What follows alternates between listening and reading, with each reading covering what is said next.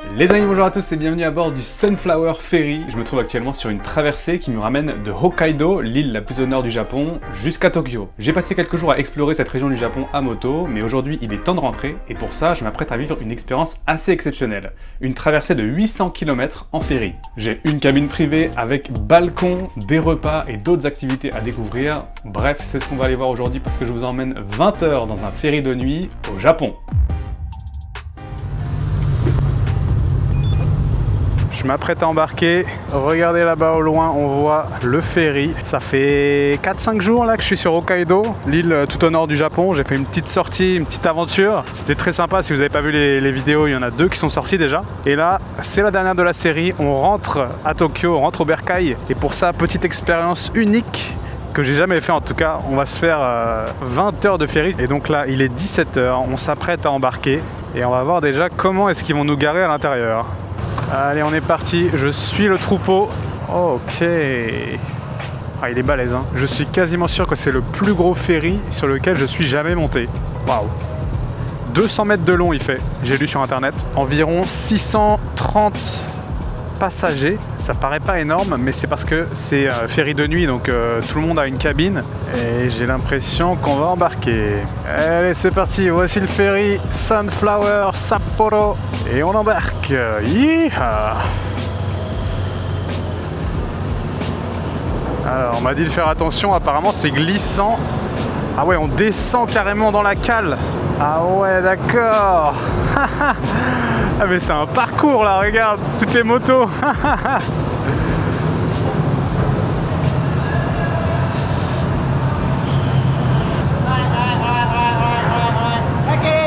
Et ça y est, on est sur le bateau.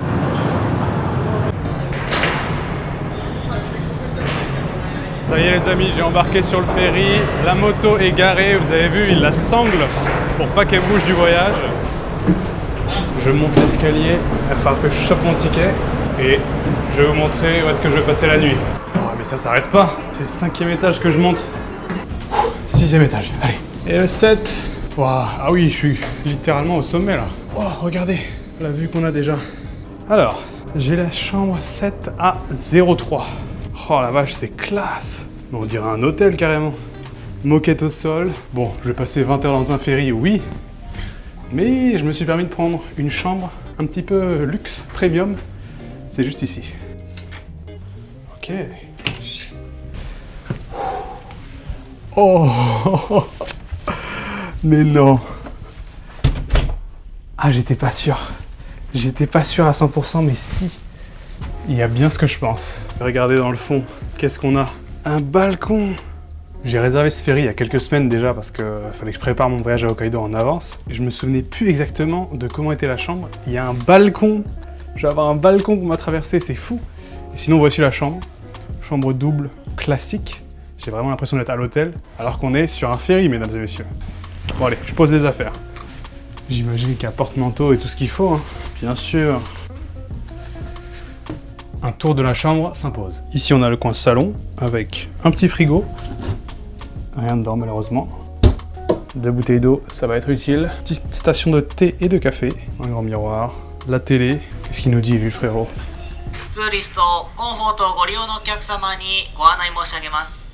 Ok, bon. Un canapé. Avec petite table basse, 2 lits simples. D'ailleurs, j'ai dû payer un supplément parce que je suis tout seul. Et enfin, la pièce maîtresse. Ce qu'on rêve d'avoir dans sa chambre privée dans un ferry, c'est bien sûr une salle de bain. Toilette à la japonaise.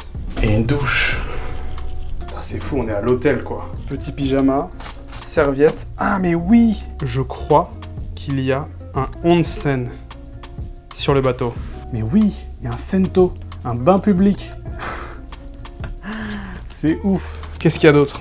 Game Corner. Il y a une salle d'arcade. Ok. Restaurant. C'est où les restaurants? Moi, je veux manger, moi. Ok, c'est là. J'arrive pas à voir les étages. Ouais, je vous montre. Hein. Tout est écrit en japonais, bien sûr. C'est vraiment pas le genre d'expérience qui est orienté pour les touristes. Il faut tout faire en japonais, vous vous doutez bien. La réservation, quand on arrive là au port, personne ne parle anglais. Il faut choper son billet en japonais, etc. Donc, je suis un petit peu privilégié d'avoir ce genre d'accès et je compte bien en profiter. Je crois qu'on va avoir 3 repas dans cette croisière, à commencer par ce soir, 18 h et 20 h. Ouais, il va pas falloir traîner. Ok. J'ai un pont d'observation à moi tout seul. C'est pas fou ça? Voici la vue que j'ai pour l'instant. Bon, alors pour cette traversée, on part de Tomakomai à Hokkaido et on se dirige jusqu'à Oharai qui est pas très loin de Tokyo, c'est pas de Tokyo exactement. Et ça nous fait une traversée d'environ 800 km, quelque chose comme ça. J'ai regardé un petit peu, la vitesse moyenne du bateau est de 24 nœuds, ça veut dire à peu près 44 km/h. Donc autant vous dire que ça va prendre un moment. Je crois qu'on a à peu près 18 heures en marche, une vingtaine d'heures en comptant le total. Et ce que je vous propose pour commencer, c'est qu'on aille se faire un petit tour du bateau pour voir ce qu'il y a, explorer un petit peu les alentours. Alors déjà, voici le plan de mon étage. Et vous voyez, c'est que des chambres privées. Donc là, on est sur l'étage de luxe, parce que c'est des chambres privées. Et encore, ils font une suite. J'ai pas pris la suite, je vais pas non plus abuser. Je vous dirai tout à l'heure combien j'ai payé pour la traversée. Je descends au 6e étage. Oh, c'est pas vrai. Alors ça va me plaire. Le restaurant est littéralement juste en dessous de ma chambre. J'ai juste à descendre les escaliers pour aller au restaurant. Ici, on a des distributeurs. Classiques au Japon, boissons. On a même des petits snacks. Une petite zone pour les enfants. Deck plan. Alors, au 5e, il y a des shops, mais ça, c'est pas encore ouvert. Les cabines. Ah, le Game Corner, il est au 6e, d'accord. Restaurant. Ah, ici, on a le Sento.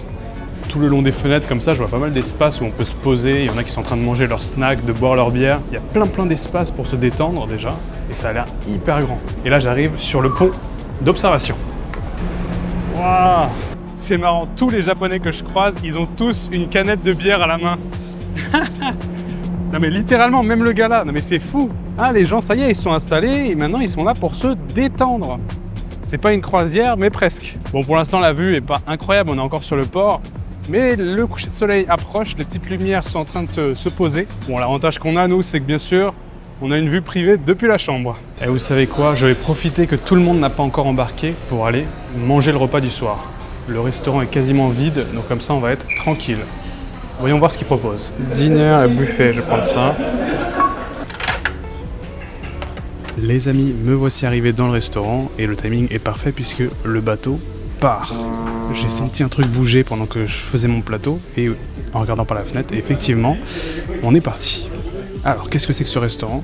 C'est tout simplement un buffet à volonté, classique, mais ça m'a l'air d'être un cran au-dessus des buffets dont j'ai l'habitude, dans les hôtels par exemple, parce que juste avoir la qualité des ingrédients et des plats, ça a l'air délicieux. Regardez-moi un petit peu tout l'assortiment parmi lesquels j'ai pu choisir. Alors c'est simple, j'ai tout pris, tout ce qu'il y avait, littéralement chaque petit plat. En plus, ce qui est marrant, c'est qu'au Japon, ils te servent toujours une assiette comme ça avec plein de petits compartiments. Comme ça, tu peux vraiment te servir un petit peu de chaque plat. Et c'est ce que j'ai fait, j'en ai profité. Par où commencer? Je sais même pas, il y a tellement de trucs et ça a l'air bon, ça sent bon. Allez les amis, bon appétit. Itadakimasu. On va commencer tranquille par un petit peu de riz, tout ce qu'il y a de plus classique, vous connaissez. Ah, il se fait la malle. De ce côté-là, rien de particulier. Un bol de riz, une soupe miso. Jusque-là, vous n'êtes pas surpris. Excellent. Mais ce qui m'intéresse, ce sont les petits plats. On a déjà, en premier, un espèce de petit porc sauté qui se présente comme ça. C'est souvent dans une petite sauce un petit peu sucrée. Et là, ça manque pas. Petite sauce, un petit peu gras. Je sais pas pourquoi. Juste à voir mon assiette, là, je sais que je vais me régaler. Première fois que je vois ça au Japon, une espèce de beignet de crevettes, comme on pourrait trouver dans les restaurants chinois en France. Mais là, ça fait vraiment buffet asiatique, quoi. Ça faisait des années que j'avais pas mangé ça. On n'en trouve pas au Japon d'habitude. Je vous disais tout à l'heure que tout le monde avait une bière à la main. Au restaurant, c'est pareil, on peut aller se faire servir une bière pression. Le seul problème, je savais pas, je pensais que tout était inclus dans le prix de la croisière, enfin la traversée. Mais non, le restaurant est payant. J'ai payé 3200 yens pour le combo dîner et petit déjeuner demain matin. Ça y est, là, on commence à quitter le port. J'ai la mer à perte de vue, je vois des paquebots au loin. Et là, ça commence vraiment à faire ambiance mer. L'appareil est en train de bouger de fou. Je sais pas si vous le ressentez. Ah ouais, on sent que tout bouge en fait. Tout le bateau bouge. Les amis, le plat principal, c'est quoi? C'est des espèces de spaghettis avec des moules à l'intérieur. Spaghettis de la mer, j'ai l'impression. C'est un poil épicé. Je m'y attendais pas. Je sais pas si je vais tout me montrer un par un parce qu'il y a énormément de plats différents. Mais juste ça c'est un karaage, donc les poulets frits japonais. Et à voir la tête, je sais qu'il va être excellent. Voilà. Le poulet est juteux, tendre, goûtu. Qu'est-ce que vous voulez de plus? Là, on est sur un festival. Franchement, c'est un des meilleurs buffets que j'ai mangé au Japon. D'habitude, il y a toujours un truc qui est moins bon, tu vois, qui pêche. Mais là, pour l'instant, chaque ingrédient est bon. Franchement, je me régale. Bon, écoutez, je mange mon plat tranquille et on se retrouve pour le dessert. Parce que oui, il y a un dessert.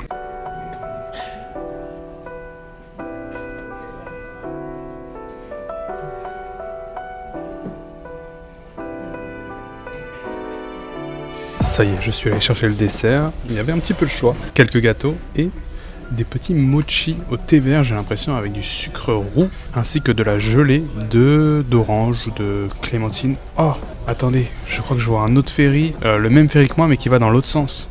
Ah, c'est sûr, c'est ça. C'est un Sunflower Ferry aussi, et lui doit rentrer sur Hokkaido. La vue que j'ai est pas mal. Hein. Un autre ferry là-bas.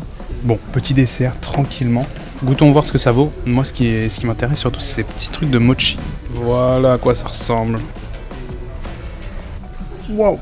Ouais, le sucre roux, en fait, c'est un mélange poudre-sucre. C'est pas vraiment que du sucre. Et c'est très... j'allais dire poudreux, mais c'est pas un mot. Vous voyez ce que je veux dire. Petit gâteau au chocolat.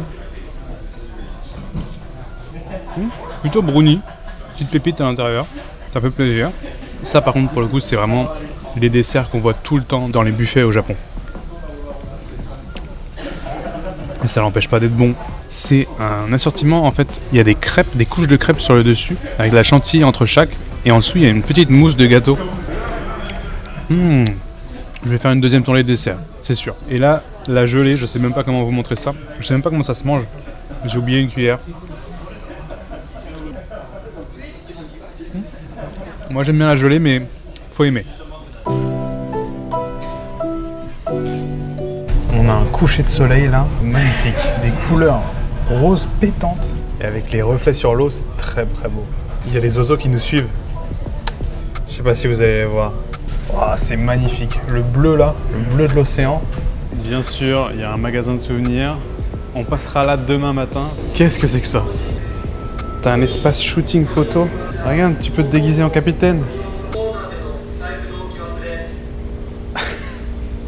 J'ai une trop grosse tête. Ça doit être pour les enfants. Voici la carte. On est parti tout à l'heure de Tomakomai et on est là. On a déjà fait un petit bout de route. Hein. Regardez ce que j'ai trouvé. Le Game Corner.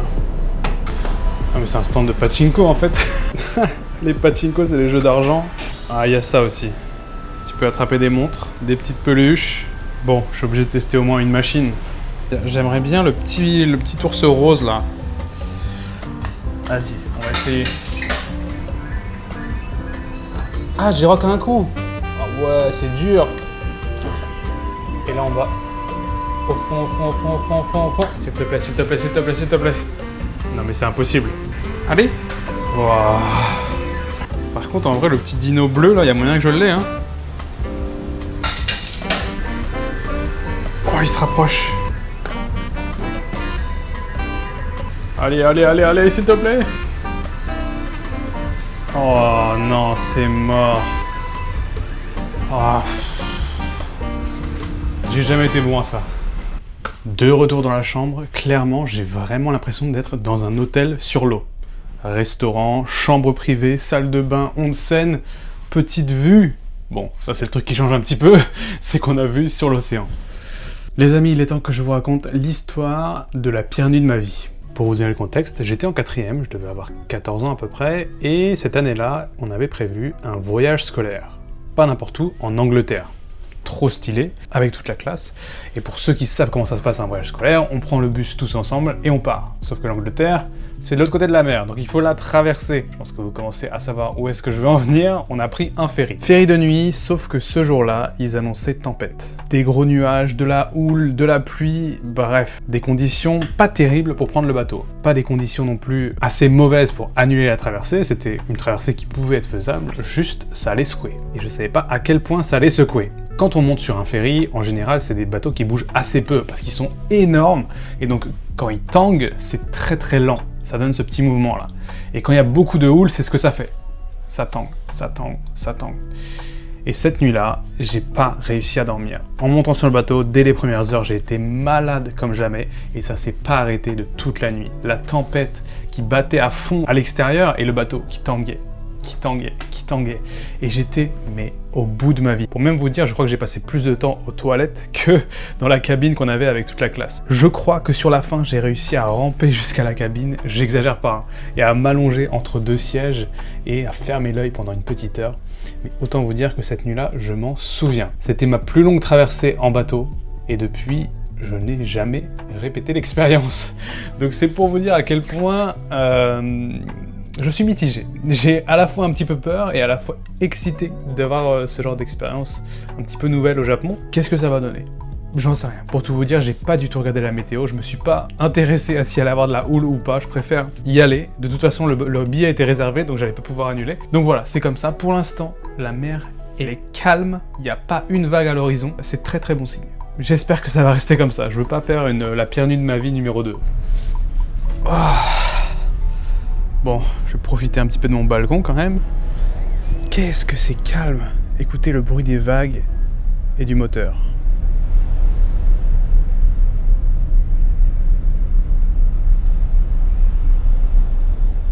Ce bleu est magnifique.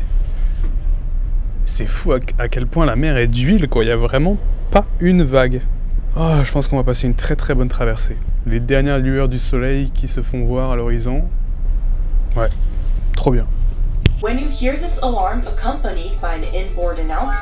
J'allume la télé là pour voir ce qu'il y a et directement, une fois que je l'allume, ça me lance la vidéo de quoi faire en cas d'urgence. Bah elle a l'air mignonne elle.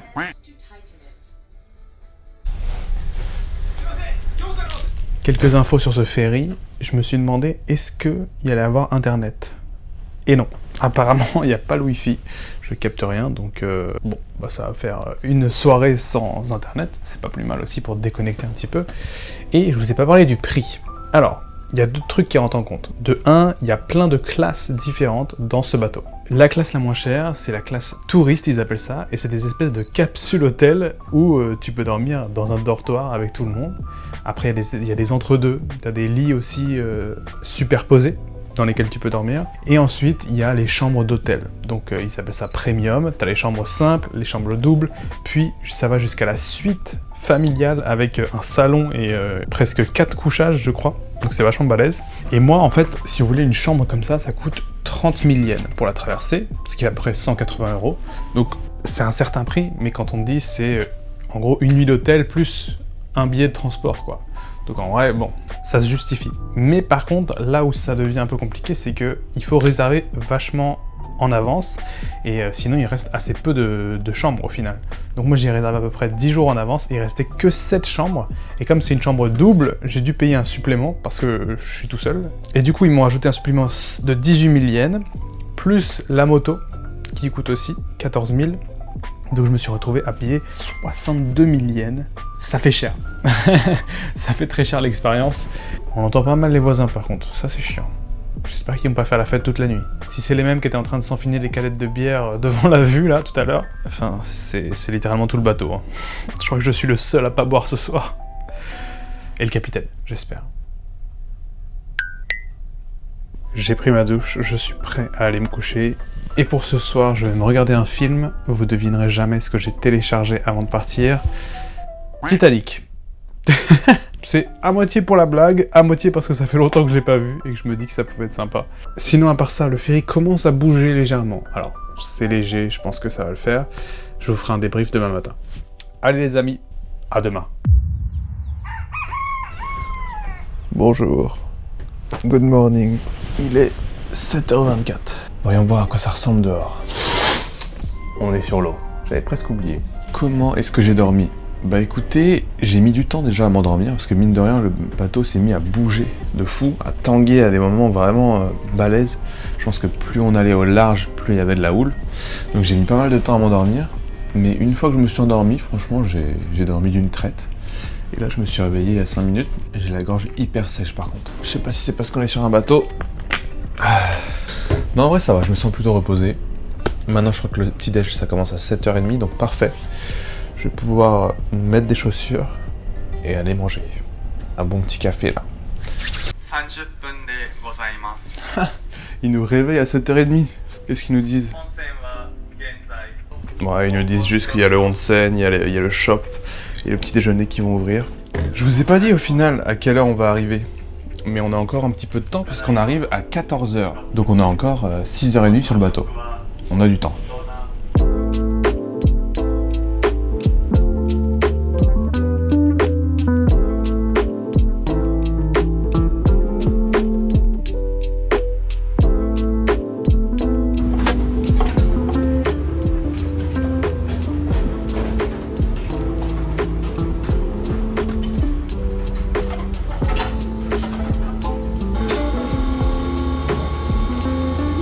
Bon, je parlais d'hier d'être dans un hôtel sur l'eau, et là typiquement c'est un petit déjeuner d'hôtel.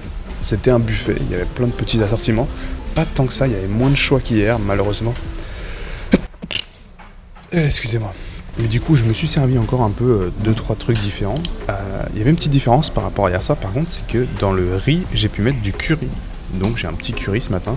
Par contre j'ai encore oublié de prendre une cuillère, donc il va falloir que j'y retourne. Sinon à part ça il y a des gyoza, des yakisoba, un œuf, tamagoyaki, il y a une espèce de petit croissant, mais je crois pas que ce soit ni un pain au chocolat ni un croissant, ça va être un truc bizarre.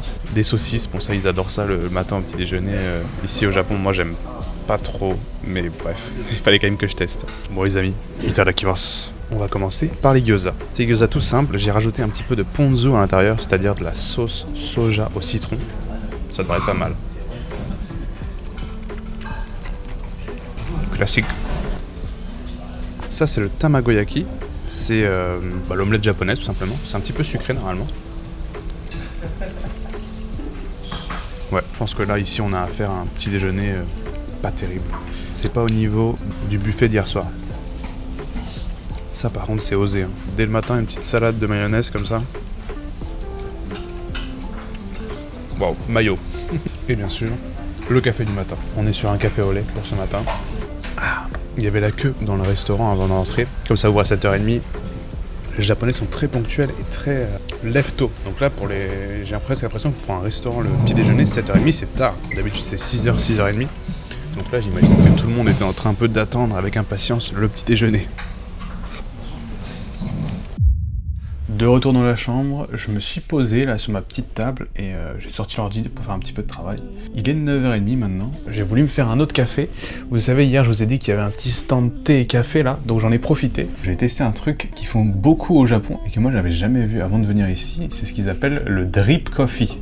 Regardez, ça ressemble à ça, c'est un petit sachet que tu ouvres et en fait à l'intérieur tu as déjà un filtre avec de la poudre de café. Tu fais une petite manipulation, j'ai galéré à trouver comment ça s'ouvre exactement, mais tu le poses comme ça sur ta tasse et après tu verses ton eau dans le filtre directement et ça vient goûter comme ça et faire un café filtre en fait, mais à l'échelle d'une tasse. C'est marrant, je sais pas si on a ça par chez nous. Du coup je l'ai fait, j'ai aucune idée de s'il va être bon ou pas. Je crois que je l'ai un peu foiré parce que je vois des grains de café à l'intérieur.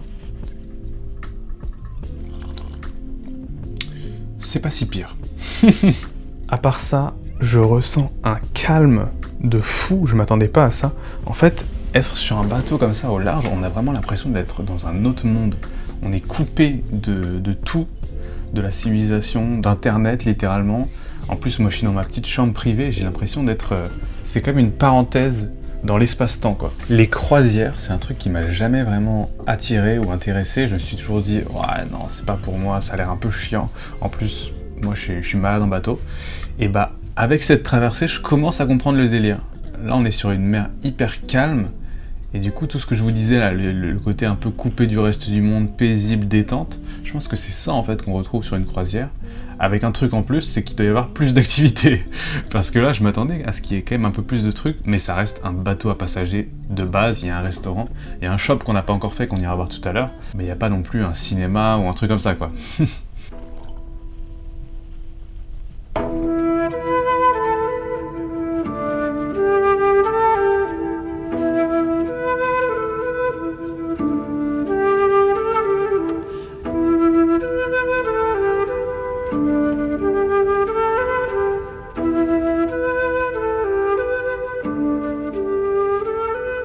Le bateau bouge pas beaucoup, mais je vous avoue qu'après plusieurs heures, là je commence à avoir le ventre un peu barbouillé, et il est temps que ça s'arrête. Encore 3 heures avant l'arrivée, j'en ai profité pour aller faire un petit tour, me balader, et je suis allé au magasin de souvenirs, au shop, comme je vous avais promis, et Comme prévu, c'est plein de petits goodies, des gadgets, des trucs de souvenirs, des gâteaux et principalement des produits de Hokkaido. Ça m'intéresse parce que moi, je voulais acheter des petits biscuits. Une de mes marques de chocolat préférées au Japon, c'est Black Sanders, et il se trouve qu'ils ont 2 variétés exclusives à Hokkaido. Ce sont celles au chocolat blanc et au melon. Je suis obligé de les prendre à chaque fois que j'y vais. L'année dernière, c'est pareil, j'avais acheté les mêmes.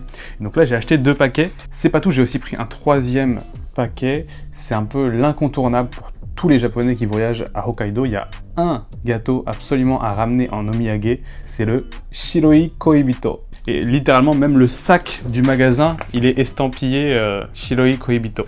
Pour vous dire à quel point c'est vraiment populaire, c'est en fait un petit gâteau, une langue de chat au chocolat blanc. C'est même marqué en français sur le packaging, chocolat blanc et langue de chat. Alors quand il y a un truc marqué en français au Japon, c'est que ça veut se donner un petit air un petit peu luxe, un petit peu premium. Le nombre de fois où j'ai vu ce gâteau, je ne l'ai jamais goûté. Voilà, la petite langue de chat, chocolat blanc.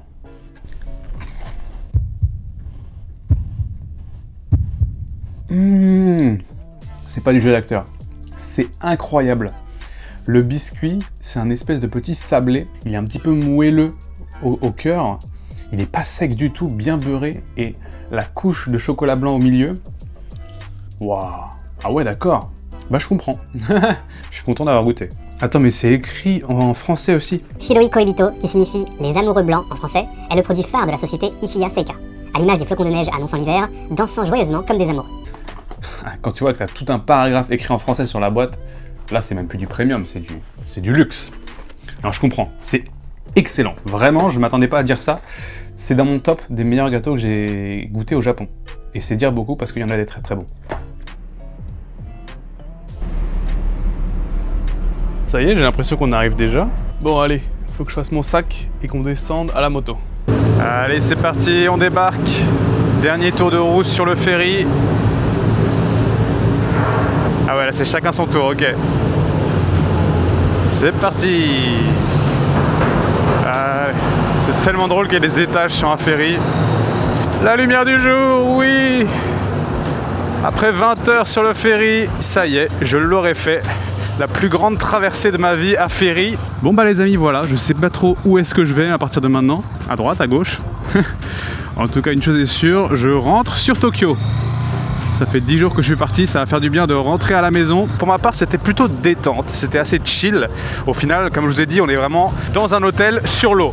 Avec le petit balcon, la vue sur la mer, franchement, j'ai pu me reposer pendant cette traversée. Et c'est pas plus mal parce que ça m'a fatigué 10 jours à moto. Donc c'était une petite parenthèse, bienvenue. En tout cas les amis, encore une fois, merci d'avoir suivi cette vidéo, j'espère qu'elle vous aura plu. Ça a changé un petit peu d'habitude, j'aime bien faire des expériences comme ça un petit peu uniques au Japon et ailleurs. En tout cas, moi je vous garde pas plus longtemps, je vous dis à la semaine prochaine. D'ici là, portez-vous bien et ciao!